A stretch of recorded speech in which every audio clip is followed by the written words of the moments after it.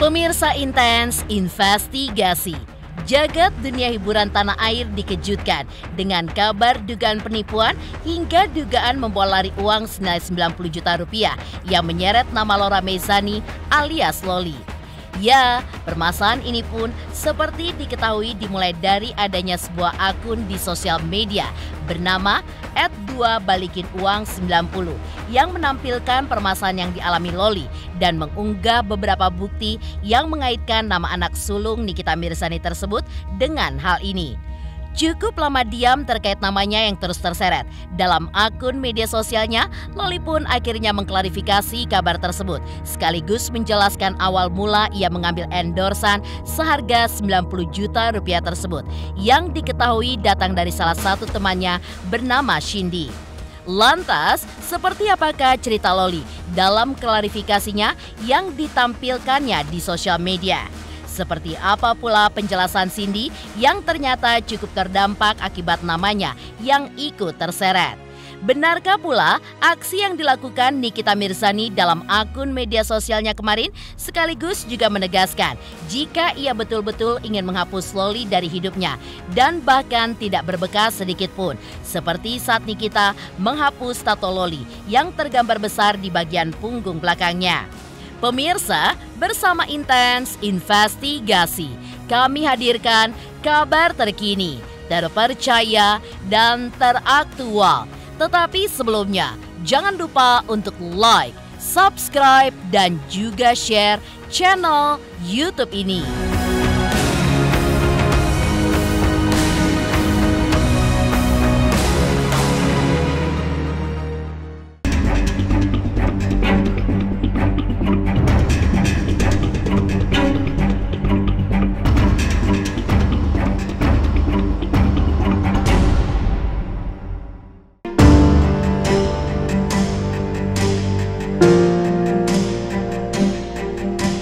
Mulai angkat bicara setelah seminggu berselang mengenai permasalahan kabar dugaan penipuan hingga membawa lari uang senilai 90 juta rupiah yang menyeret namanya.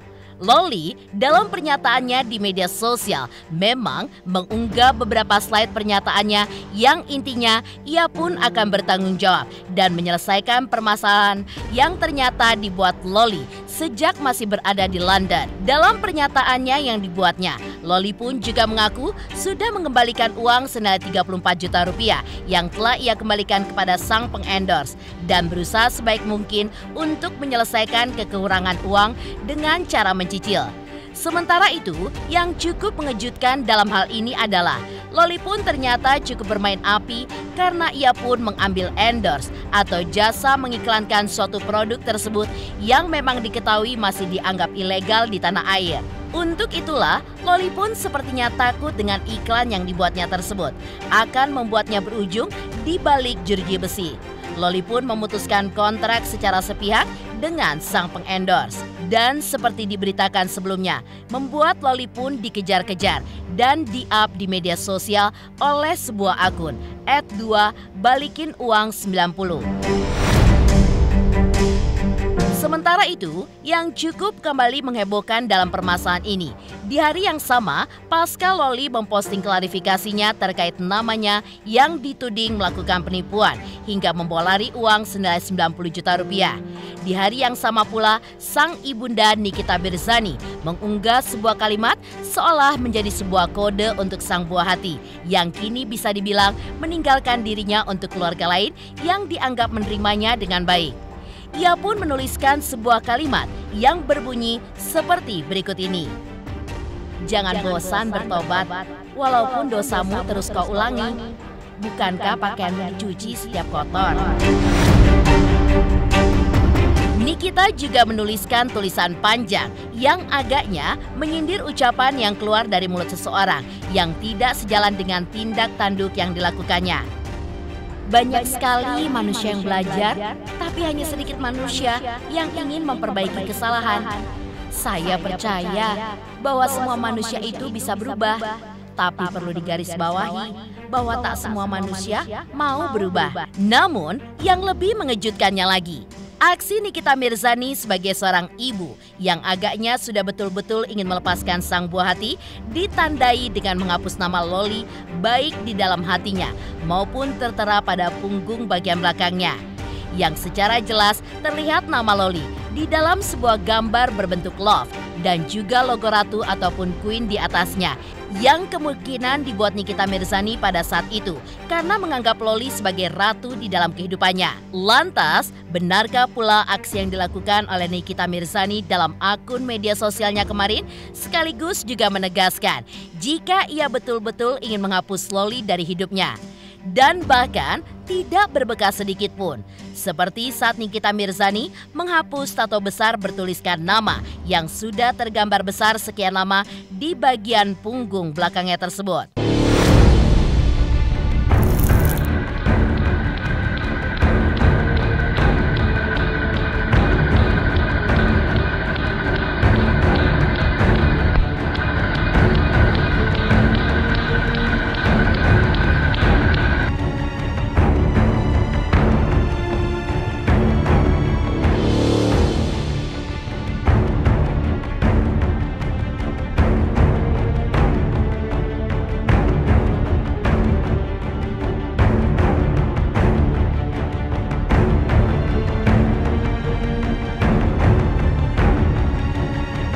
Terus-menerus seolah tidak pernah henti-hentinya diterpa permasalahan yang tidak pernah sepi menghampirinya. Loli dalam permasalahan dugaan penipuan hingga membawa lari uang senilai 90 juta rupiah yang kini tengah menyeret namanya. Memang seperti diketahui, membuat nama salah satu rekannya yang juga selebgram yaitu bernama Cindy Claudia ikut terbawa-bawa. Dikisahkan oleh Loli sebelumnya, ia dan Cindy mulai saling mengenal sejak sama-sama mengiklankan produk yang kini menjadi masalah bagi Loli tersebut. Mengaku sempat berhubungan baik dengan Cindy karena sempat meminjam rekening Cindy untuk menyimpannya di sana. Permasalahan ini pun ternyata malah menyeret nama Cindy ikut terlalu dalam dan bahkan membuatnya menjadi objek sasaran tembak diduga fans Loli. Ikut mengklarifikasi dugaan namanya yang ikut terseret, Cindy pun merasa ingin buka suara karena permasalahan tersebut sudah berimbas semakin jauh hingga ke keluarga besarnya dan bahkan keponakannya yang masih kecil. Lantas, seperti apakah klarifikasi Cindy yang dituliskan di media sosialnya? Benarkah dari permasalahan ini membuat Cindy pun memutuskan hubungannya dengan Loli? Nggak usah ngerasa dikhianatin teman, lu bukan teman gua lagi. Lu buat gua dan keluarga gua jadi dalam masalah. Lu bukan teman gua dari hari lu jelek-jelekin gua di belakang gua. Gua yang bantu lo transfer, beli tiket. Bisa lo ngomong ke orang, buat apa jumpa gua di Indo? Ngapain gua jauh-jauh flight dari UK ke Jakarta buat ketemu Cindy? Siapa dia? Dari cowok lo yang ngechat gua dan banyak hal yang lo bilang gak pernah gua ikut campur. Udah ada masalah gini, lo bahkan gak bela gua. Bye, you don't deserve love from anyone. Sementara itu, heboh dugaan permasalahan Loli hingga membuat hubungan baiknya dengan Cindy pun akhirnya berakhir. Sepertinya banyak yang disebut-sebut karena Loli yang seolah masih tetap pada pendiriannya untuk tetap tidak mau kembali kepada sang bunda. Sempat sedikit mereda pada saat mengucapkan selamat ulang tahun di hari jadi sang bunda yang ke-38 dengan semua apa yang dilakukan Loli. Agaknya masih membuat Nikita berat untuk menerima kembali. Terbukti dari respon yang diberikannya saat ditanya awak media seputar ucapan dari sang anak.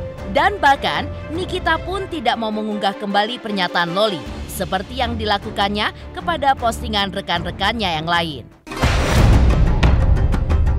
Perasaannya ulang tahun sama aja kayak kayak tahun-tahun sebelumnya sama. Cuman kalau ini lebih berbeda karena teman-temannya komplit semua gitu. Terus ada keluarga baru gitu. Beda suasananya. Terus suasananya juga kan kalau yang tahun ini kan puasa kan. Jadi ya ulang tahunnya ya lebih apa ya, lebih warm gitu, lebih hangat. Anak-anak ngucapin Aska, Arkana ngucapin pagi-pagi happy birthday Ami, bla bla bla gitu-gitulah. Gitu. Ada kado khusus berarti dari anak-anak? Aska belum punya uang katanya, jadi dia cuma kasih hak aja sama ciuman gitu. Loli bikin postingan misi sama kamu. Yuk sih.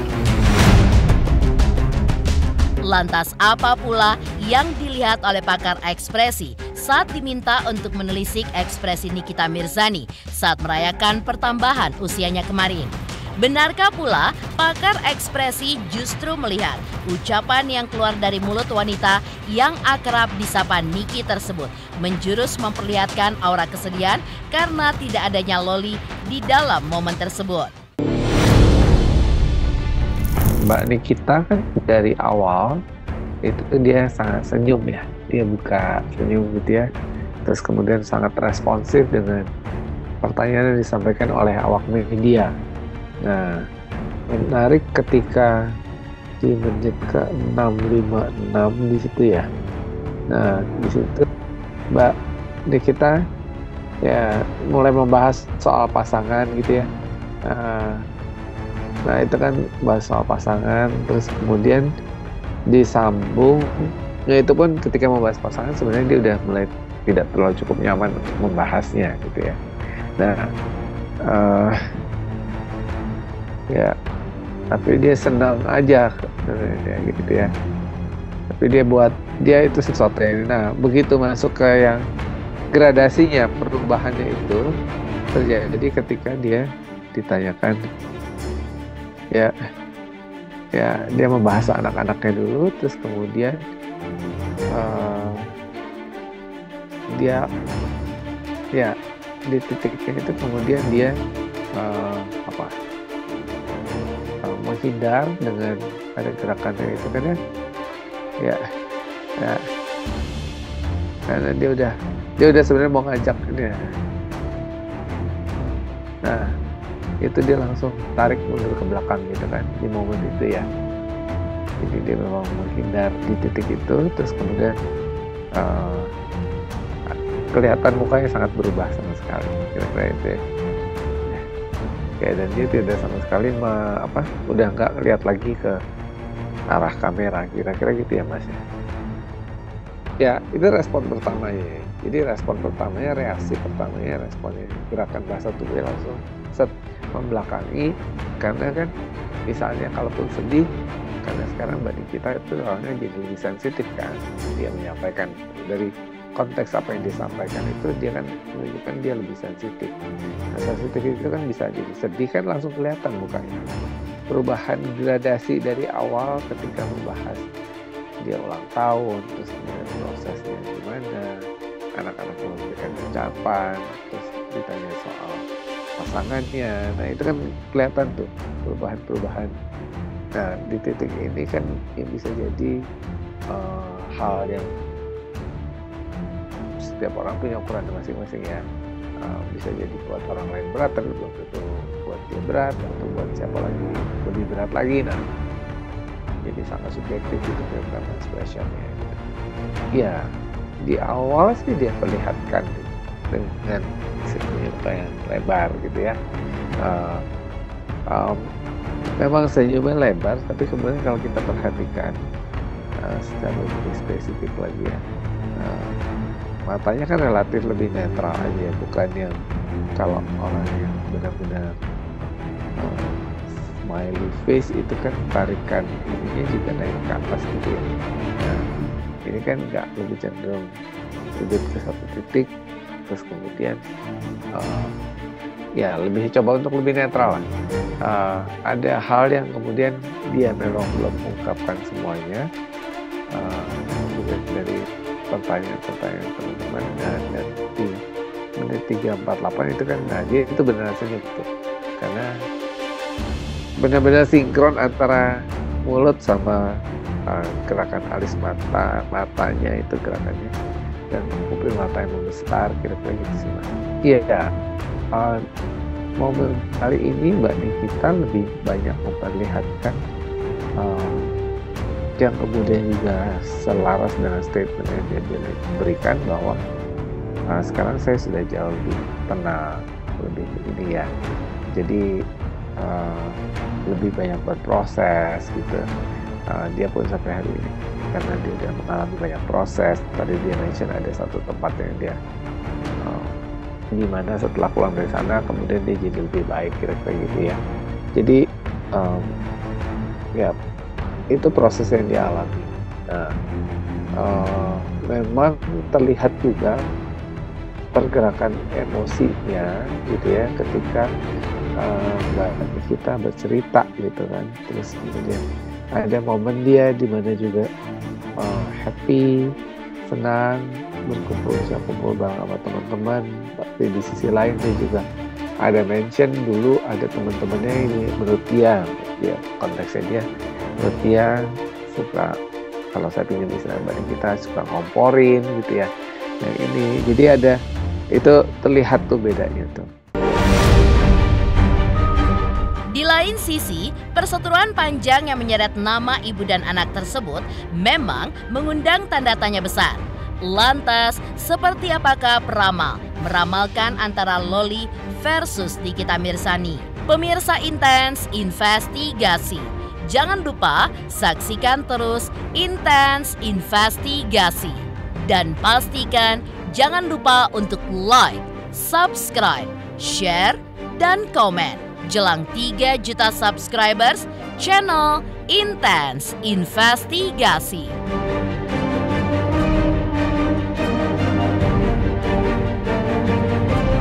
Saksikan Intens Investigasi 5 kali sehari hanya di YouTube channel Intens Investigasi.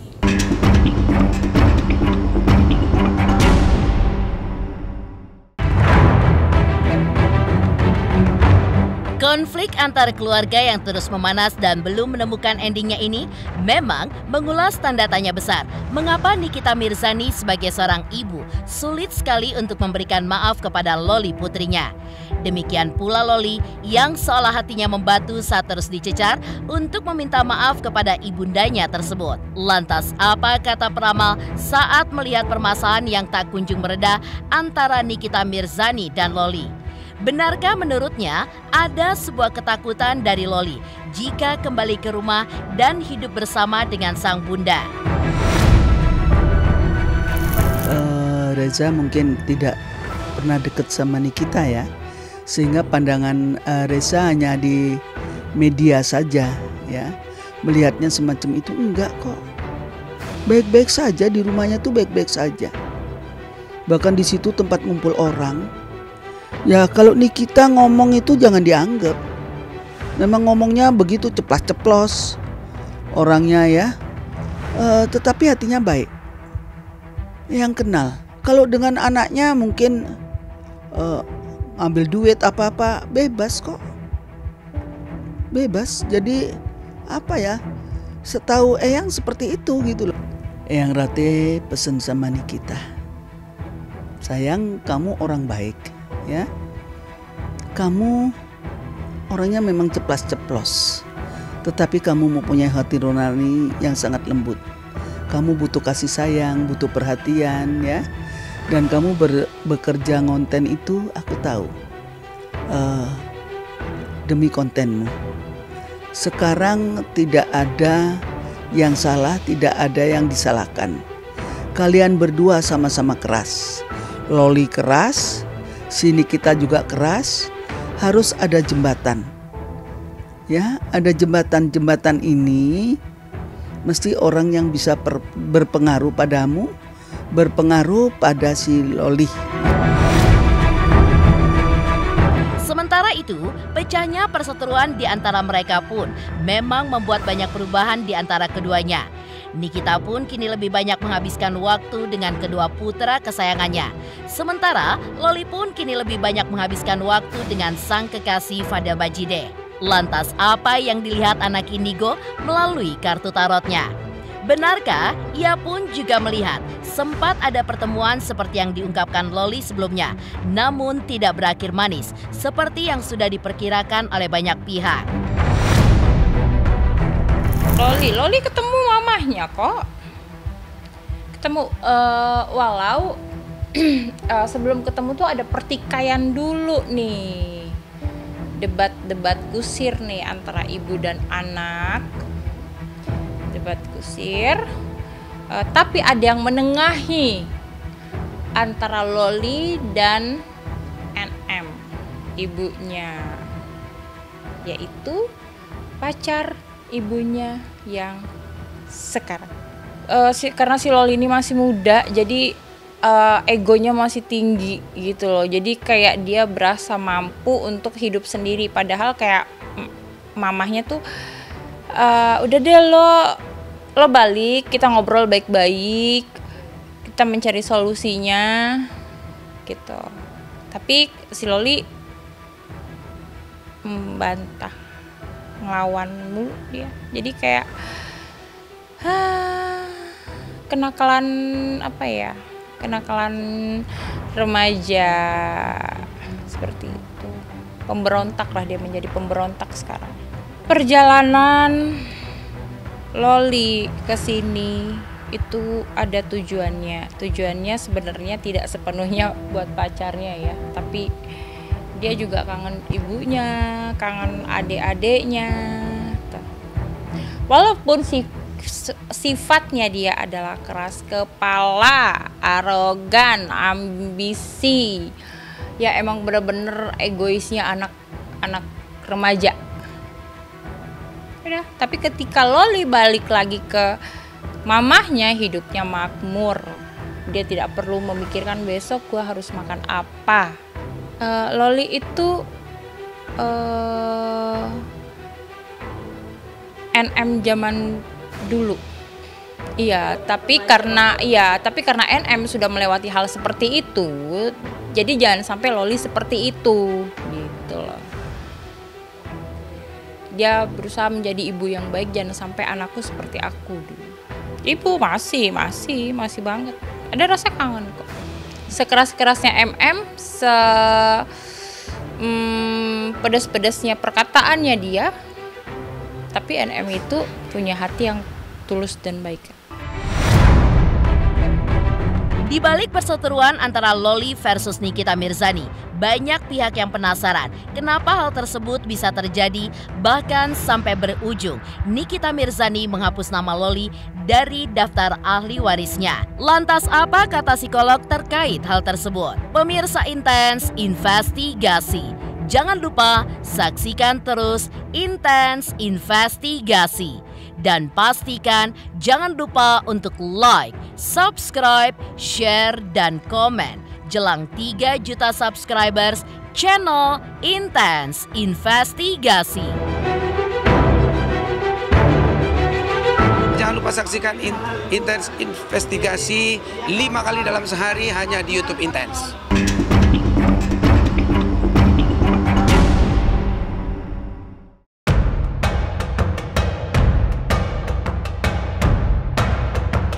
Sementara itu, perseteruan antara Nikita Mirzani versus Loli memang sudah berlangsung lama dan belum menemukan kata sepakat sampai saat ini. Menanggapi hal ini, psikolog pun juga melihat faktor Loli dengan umurnya yang masih remaja membuat segala sesuatunya pun menjadi runyam seperti sekarang. Psikolog juga menambahkan, biasanya anak berusia remaja seperti Loli memang memiliki fase yang begitu unik dan ingin menunjukkan kemandiriannya. Namun, di sisi lain justru berbanding terbalik dengan kondisi kestabilan emosinya yang masih meledak-ledak. Lantas, apakah saran psikolog terkait permasalahan tersebut? Benarkah menurut psikolog perlu peran dari mediator, fasilitator, ataupun profesional untuk menyelesaikan konflik berkepanjangan di antara mereka berdua? Apapun itu, hubungan ibu dengan anak kandung tidak bisa diputuskan, apapun bentuknya. Kalaupun secara emosional sedang ada ketegangan, tidak ada salahnya memang dibuat jarak terlebih dahulu sementara waktu untuk kedua belah pihak saling merefleksi diri, memperbaiki diri, dan kemudian menyadari apa yang menjadi kekurangan masing-masing.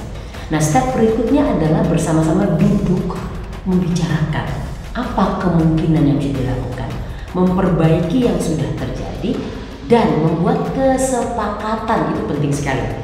Apa yang boleh dan tidak boleh, apa yang harus dan tidak harus, dan sebagainya gitu ya. Sehingga anak dan ibu ini paham peran masing-masing, tanggung jawab masing-masing, dan apa kewajiban masing-masing. Dan berikutnya, kalau memang diperlukan, perlu ada pihak ketiga, entah itu mediator, fasilitator, atau profesional yang bisa membantu untuk menjembatani komunikasi. Karena kemungkinan ini udah kayak begini nih, nggak satu frekuensi. Jadi perlu disamakan frekuensi terlebih dahulu, baru kita sama-sama bisa menunjuk apa yang diinginkan satu sama lain. Nah, ujungnya adalah kembali merajut dari awal. Nggak ada salahnya juga, ya.